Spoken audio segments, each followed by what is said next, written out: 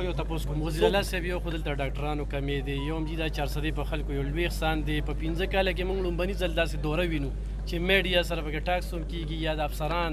محکمه صحت چې کم دی هغه موږ په هسپتالونو کې ولیدل په دې 15 کالو کې موږ دلته کې ډېرې کمې راغلي دي نو دلته کې آیا روز چې کم دی د ماشومانو د مرګونو ډېر زیات اطلاعات راځي نو دې لپاره به تاسو مزید ځکه خو راغلی منل که نه ځکه خو دې لپاره دې چې راته ووایې نو ما بالکل 400 ته ځو د دې هغه به کوو نو کمې به پوره کوي سیکرټري صاحب ما سره دی ولاړ دی سیکرټري هیلث ایډوایزر صاحب هم ولاړ دی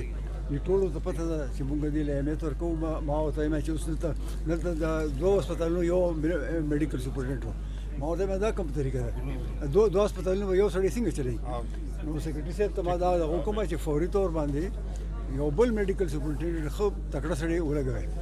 چې هر یو هسپتال کې یو میډیکل سپرنټنډنټ چې هغه ہسپتال صحیح طریقے سے چلے گی. پچھلے دور میں جب یہ آکسیجن کی فیسلٹی نہیں تھی تو ہزاروں بچے فوت ہو گئے تھے اس لیے کہ آکسیجن کی کمی تھی. تو یہ جب یونیسیف نے یہ پلانٹ لگایا ہے اس کے وجہ سے نہ صرف اس ایک ہسپتال کی ضرورت جو ہے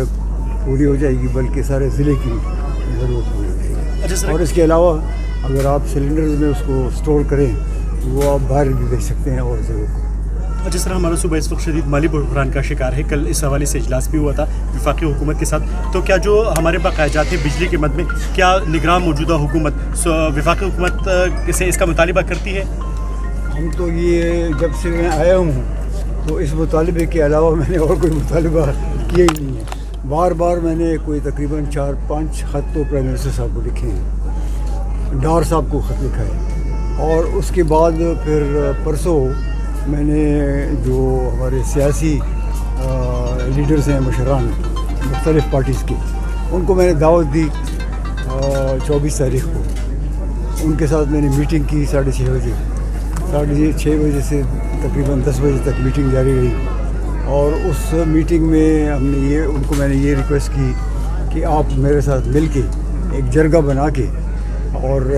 میرے ساتھ جائیں اسلام آباد تاکہ ہم پرائم منسٹر صاحب سے ملیں اور فائنانس منسٹر صاحب سے ملیں کہ ہمارے جو فنڈز ہیں نہ صرف نیٹ ہائیڈل پروفٹس میں بلکہ اور بھی ہے نیشنل فائنانس کمیشن ہے پیٹرولیم لیوی ہے جو ہمارے فاٹا کے جو اضلاع ہیں وہ جو ہمارے ساتھ ملے ہیں 50 لاکھ پاپولیشن وہ پہلے اس کی اخراجات وفاقی حکومت برداشت کرتی تھی وہ بھی ہمارے اوپر آ گیا سارا. تو ان کو میں نے کہا کہ اس کو بھی آپ شامل کریں NFC ایوارڈ کے اندر تاکہ وہ حصہ بھی ہمیں ملے. تو یہ سارے اس کے اوپر 4-5-6 گھنٹے ہم نے میٹنگ کی اور کل پھر پرائم منسٹر صاحب آئے تھے. کل پرائم منسٹر آئے تھے سارا دن یہاں تھے ڈار صاحب بھی آئے تھے فائنانس منسٹر اور یہ ہمارے جو پولیٹیکل لیڈرز ہیں وہ بھی ان کو بھی میں نے ملایا ان سے گورنر ہاؤس میں سارا دن میٹنگ رہی اور ان کو ہم نے کہا کہ جی یہ ہمارے بڑے مشکلات ہیں اور آپ مہربانی کر کے ہمارے جو جائز فنڈز ہیں وہ آپ ریلیز کریں. اچھا سر جو موجودہ نگران حکومت ہے وہ اس نے PTI کے دور کے مختلف پروجیکٹس کی تحقیقات کر رہی ہے اور کرپشن کا الزام لگا رہی ہے تو کیا آپ سمجھتے ہیں کہ واقعی اس وقت میں اس دور میں کرپشن ہوئی تھی؟ اور دوسرا سوال یہ ہے کہ جو 9 مئی کا واقعہ ہوا تھا تو اس کے جواب میں وفاق کی جانب سے اور پارلیمنٹ کی جانب سے ملٹری کورٹس بنائے جا رہے ہیں تو کیا آپ ان کی حمایت کرتے ہیں ملٹری کورٹس کی مذمت کرتے ہیں؟ جو انکوائریز ہیں وہ تو یعنی حکومت کا یعنی خصوصی کام نہیں ہے کہ اس کے اوپر وہ کرے وہ تو نیب کا کام ہے اینٹی کرپشن کا کام ہے FIA والوں کا کام ہے کہ جہاں پر بھی غلط کام ہوا ہے اس کے اوپر انکوائری شروع کریں. اس کی کوئی بات ہی نہیں ہے. 9 مئی کے واقعے 2 مرتبہ میڈیکل کالج کی میڈیکل کالج کے ابھی تک جی اس پہ کام شروع نہیں ہوا جا کے جی 400 میں جی پچھلے گورنمنٹ میں 2 مرتبہ جی بچ پیسے بھی رکھی گئی ہے. اچھا سر 9 مئی کو جو واقعات ہوئے ہیں اس کے حوالے سے ملٹری کورٹس بنے ہیں. دیکھیں 9 مئی کو جو واقعات ہوئے ہیں اس کے متعلق وہاں نیشنل سیکیورٹی کمیٹی کی میٹنگ بھی ہوئی اور پھر اس کے بعد بھی میٹنگ ہوئی ہیں. تو اس میں یہ ہے فیصلہ کہ جنہوں نے قانون کی خلاف ورزی کی ہے جنہوں نے توڑ پھوڑ کی ہے کوئی بھی ہو ہمارا کوئی کام نہیں ہے کہ وہ اس پارٹی کا ہے یا اس پارٹی کا ہے इसके साथ हमारा कोई ताल्लुक नहीं। وزیر اعلی صاحب دغه د فندونو سره تړلې خبره ده چې پښتو کې جواب راکړه زموږ د صوبې څومره غټ هسپتالونه دي د وخت د فند نشوالي له وجې ډېر زیات کشالو سره نو دي کنه ځکه چې موږ ته پیسې نه ملاويږي او دغه ډېر پر نو ما خبره ده کوم چې موږ دا کوشش کوو چې موږ ته نیټ هایډل پروفټ 62 بلین کروڑ روپے زم پاتې 62 بلین صرف نیټ پروفټس دغه شان نور مدونو کې دي هغه د لپاره دا ټول پرون اوس چې ما خبره وکړه ټول جرګم وکړه بیا پرون منسټر سره ملو شو فاینانس منسټر سره ملو شو دا کوشش کوو چې دا پیسې موږ ته ریلیز کړو اوس موږ یو ټیم جوړو او وی چې تاسو ټیم خپل رول لګي فاینانس ایڈوایزر او زموږ چې کوم سی ایس خان صاحب 50 کې تاسو د ګیس او لوډ شیډینګ د پاره تاسو لږه کړو بجلی خو پاغي استعمال نشو دلته مخه د ګیس لوډ شیډینګ هم کیږي او د بجلی او چې دا ځړې بل نوم رولې خلکو په 1000 روپے بل نه راځي والا او پیسکو والا راغوسو